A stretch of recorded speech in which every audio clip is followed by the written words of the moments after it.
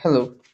আজকে আমি দেখাবো যে কিভাবে আপনি Excel এর পিভট টেবিল ইউজ করে আপনি আপনার গ্রুপ অ্যাকাউন্টস রিসিভেবলস কে সহজে প্রেজেন্ট করতে পারেন।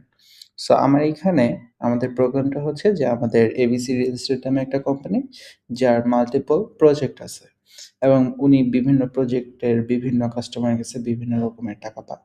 সো আমাদের বিভিন্ন যেকোনো সিস্টেম থেকে আমরা এখানে একটা ডেটা নিয়ে নিছি, যেখানে হচ্ছে couple of লোকেশন আছে। একদম এখানে যে উত্তরা, বনানী, মিরপুর, গুলশান। এই লোকেশনে আমাদের অনেকগুলো কাস্টমারের কাছে বিভিন্ন অ্যামাউন্টের ব্যালেন্স পায়। কারো কাছে ডেবিট ব্যালেন্স পায়, কারো কাছে ক্রেডিট ব্যালেন্স পায়। এখন যদি এই রিপোর্টটাকে আমরা সুন্দরভাবে প্রেজেন্ট করতে চাই, তো আমাদের যেটা কি করতে হবে, আমাদের ফার্স্টে হচ্ছে এই ডেটাটাকে পুরোটাকে সিলেক্ট করে নিতে হবে। সিলেক্ট করে নিলে আমাদের আমরা সিলেক্ট করার পরে যেহেতু আমরা পিভট টেবিল ইউজ করব, সেক্ষেত্রে আমরা গুগল শিটে ইনসার্ট অপশনটাতে ক্লিক করব। ক্লিক করার পরে এখানে পিভট টেবিল অপশন আছে, এখানে ক্লিক করব। ক্লিক করার পরে আপনি চাইলে সেম শিটের মধ্যে এটার ডান পাশে আপনি ডেটাটাকে রাখতে পারেন। সো আপনাদের সুবিধার্থে আমি একটা নতুন শিটে ডেটাটাকে নিয়ে যাচ্ছি। সো ক্লিক করলে এখানে আমার পিভট টেবিলের অপশনসগুলো আছে। লাইক আপনি কি দেখতে চান, ঠিক আছে? সো আমার সামারির ক্ষেত্রে আমি হচ্ছে প্রজেক্ট ওয়াইজ ফার্স্টে দেখাবো, দেন এটাকে কাস্টমাইজ করে দেখাবো। সো ধরেন প্রথমে আমরা দেখি যে হচ্ছে রোতে ক্লিক করব। রোতে ক্লিক করব হচ্ছে ফার্স্ট লিখব প্রজেক্ট। প্রজেক্টে চলে আসছে বনানী, গুলশান, মিরপুর, উত্তরা। ঠিক আছে? এবার আমি যদি এখানে ক্লিক করি যে কোন প্রজেক্ট থেকে আমার টোটাল রিসিভেবলস কত, সেটা হচ্ছে আমাকে এখানে যদি আমি ডেবিট ব্যালেন্সটা শো করি, সেটা আমাকে দেখাবে ডেবিট ব্যালেন্সটা।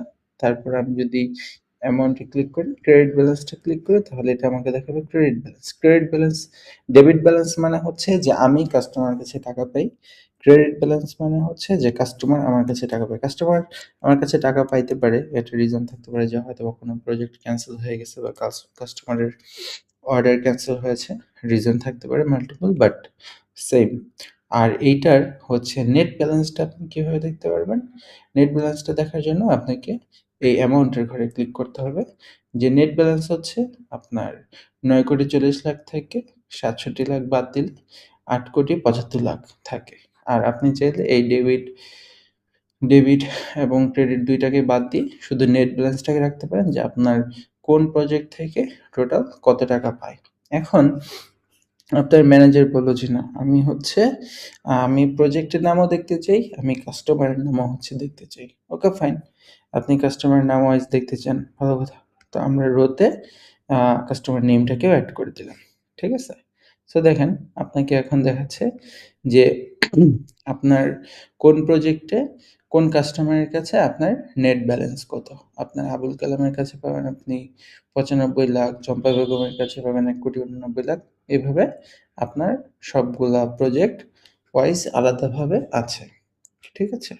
এরপরে আসেন যে আমরা এটাকে আরেকটু কাস্টমাইজ করতে পারি। যে হচ্ছে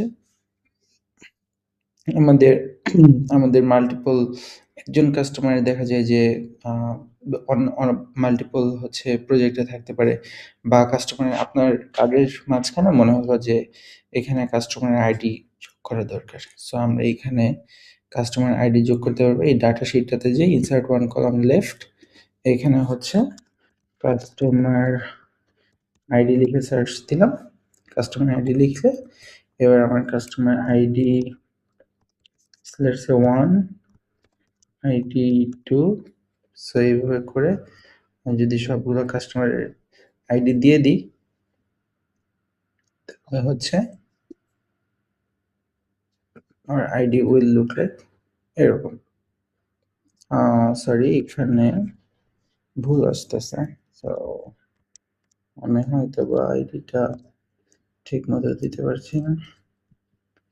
সো লেটস সে আমাদের ইউপিএসসি 01 ডি 602 এভাবে দিয়ে দেখি আইডিগুলো অটোমেটিক নেয় কিনা। হ্যাঁ, এভাবে আইডিগুলো বসানো ইজি হচ্ছে। সো লেটস সে আমাদের এই কাস্টমারদের বিভিন্ন আইডি আছে। তখন আমার হচ্ছে যদি আইডি থাকে, আইডিগুলোও আমার এইখানে পিভট টেবিলে অটোমেটিক চলে আসবে। ঠিক আছে? এটাই হচ্ছে অ্যাকচুয়ালি পিভট টেবিলটা ইউজ করার মজা। যে এইখানে কাস্টমার আইডিটাকেও এড করে দিতে পারতেছেন। এই শো টোটালটাকে অফ করে দিলে আপনার এই সেলগুলো ঠিকমতো শো করবে। ঠিক আছে? যে এখন আপনার মনে হচ্ছে কাস্টমার আইডিটাকে উপরের দিকে আনলে ভালো হয়। সো আমরা কাস্টমার আইডিটাকে কাস্টমার নেইমে উপরে এইভাবে গ্র্যাব করে টেনে এনে রেখে দিলাম। সো এইভাবে আপনার চলে আসলো customer ID, some of amount এবং হচ্ছে কোন প্রজেক্ট থেকে আপনি কার কাছে হচ্ছে কত টাকা পান। ঠিক আছে? এবার এইখানে যদি আপনার ইন ডিটেইল রিপোর্ট থাকে যে আপনি কার কাছে কতদিন ওভারডিউ থাকে, আপনার এখানে যদি ডাটা শিটে আপনি সেই ডেটাটাকে হচ্ছে এড করে রাখেন, আপনি খুব সহজেই এই এই রিপোর্টটাতে হচ্ছে আপনি পেয়ে যাবেন। So this is it. Thank you so much for